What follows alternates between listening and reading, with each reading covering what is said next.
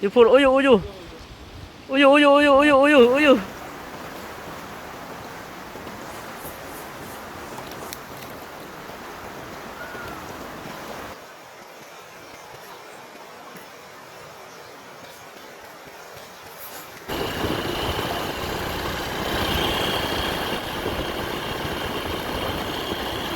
กระตุกปลาเด้อกระตุกปลาไหลเด้อ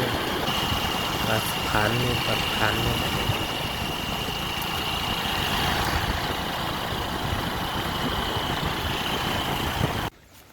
ไปผู้สาวตึกเลยวะเนี่ยเอานักได้มั้ยนี่นักมึงผู้ใดได้หลายกว่าได้มั้ยนี่ผู้ใดบ่ได้บ่ให้กินก็แล้วไม่กินได้ไปบ่ได้โอ้ใช่อย่างสิเหรอวะใช่ล่ะจัดการมัน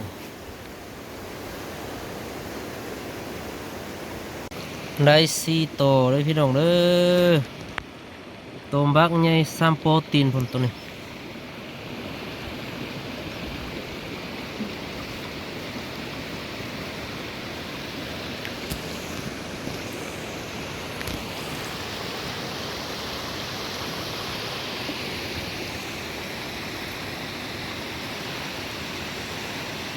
จักก้องตอนใดปลาก็บ่กินเบ็ดปลายันแต่ก้อง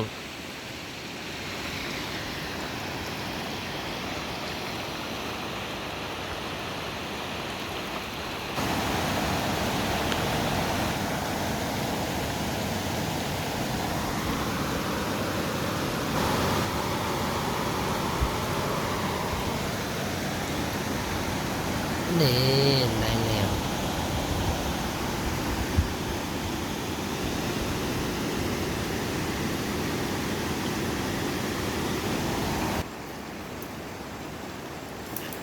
ได้อีกเหรอโอ้โอ้ใส่มึงปลามึง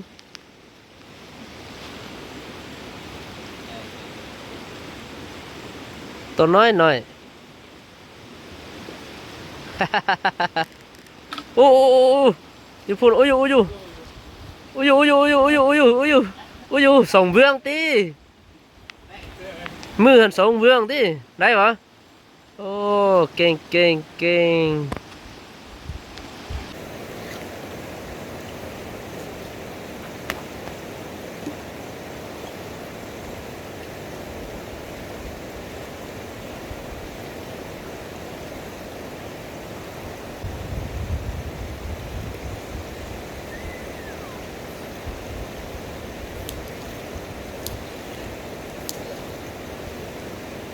ตายแล้วบุญรู้แล้วมัน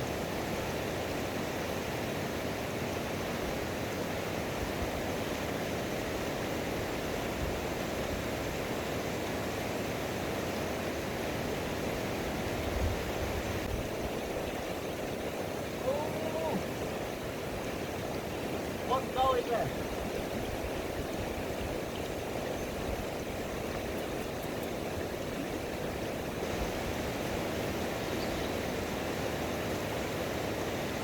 เฮ้ยเยอะเฮ้ยเยอะเยอะฮ่าฮ่าโอ้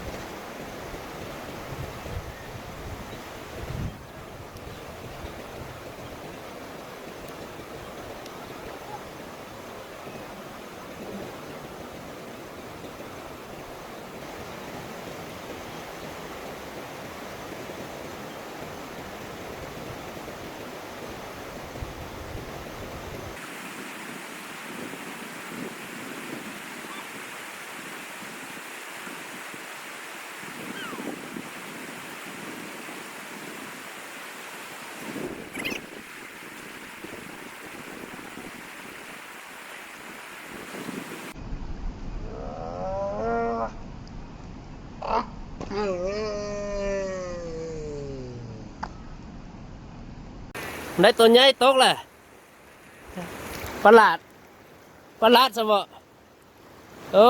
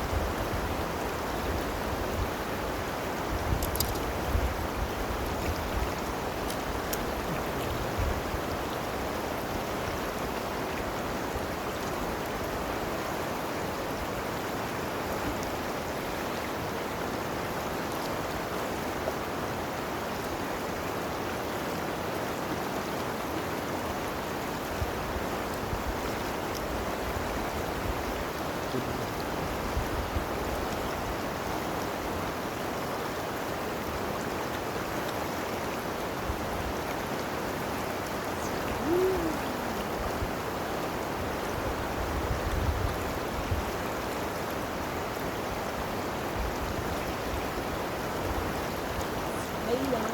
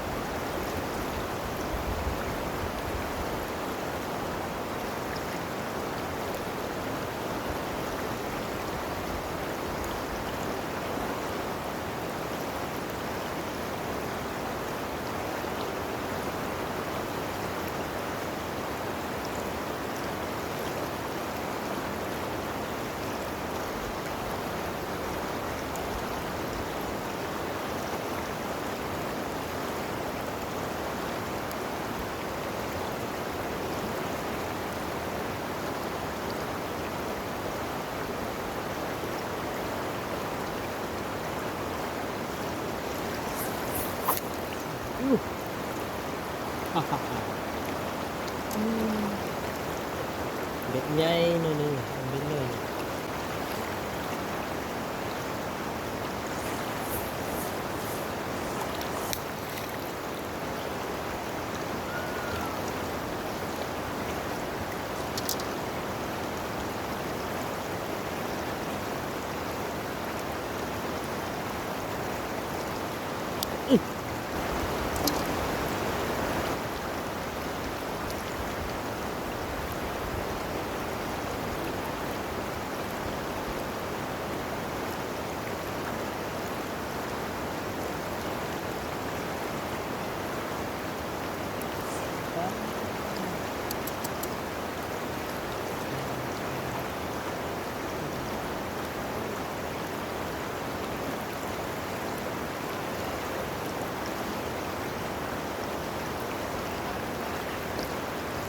ได้ปลายังโอ้ยใหญ่แท้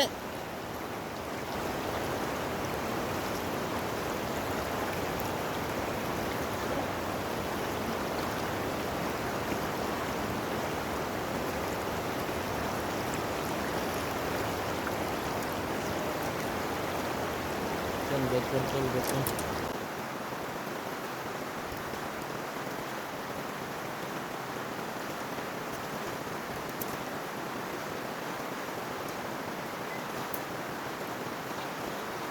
เบ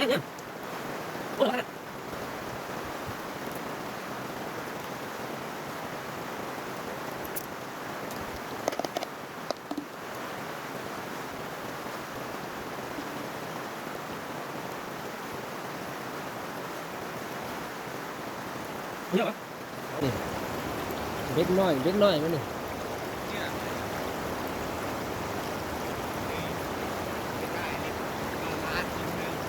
เบ็ดน้อยนี่ได้เชื่อเบ็ดน้อยนี่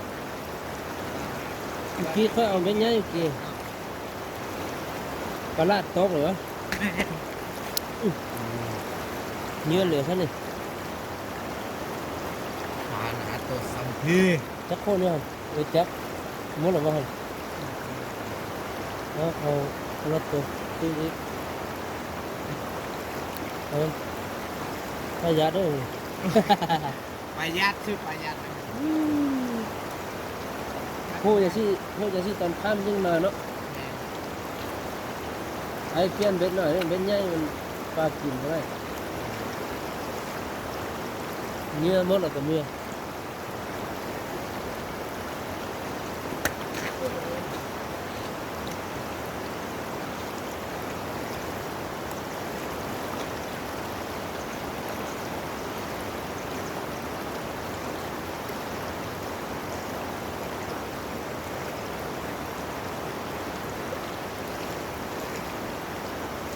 นี่เอาเบ็ดหน่อยได้ทุกเชือกเบ็ดหน่อย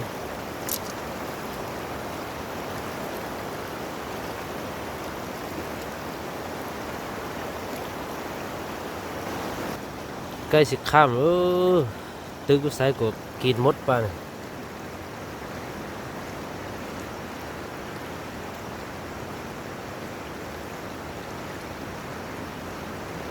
นี่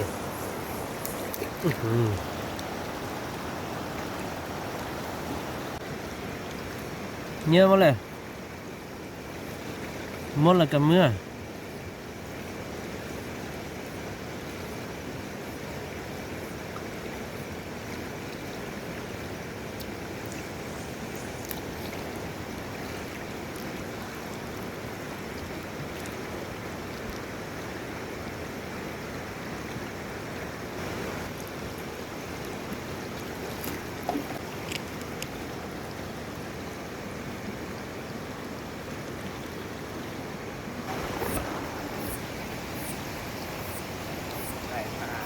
กินนี่แหละกินแหละ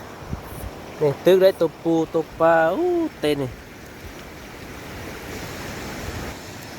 ตึกทางนี้นะนี่ตึกมันนี่ปลาอะไร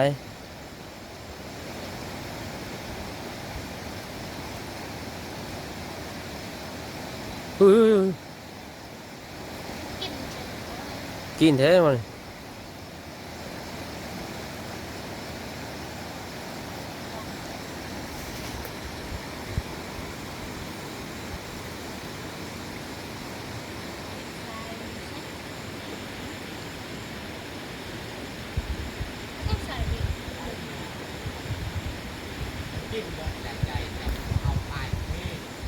ฮะเยอะมั้งเลย กินอยู่วะเอาให้ได้เลยเก็ตเอาอย่างไรอุ้ยนี่ว่าแล้วนี่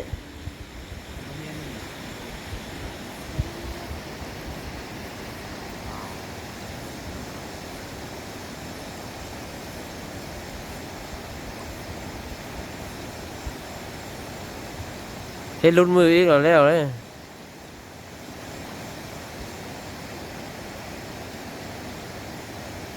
บิดคอมันตายก่อนโอ้ที่หนูมดกับเมื่อไหลเติบจักโตนี่ หัวและหาหอดหรือว่าหา 30 โอ้ไอ้ปากกา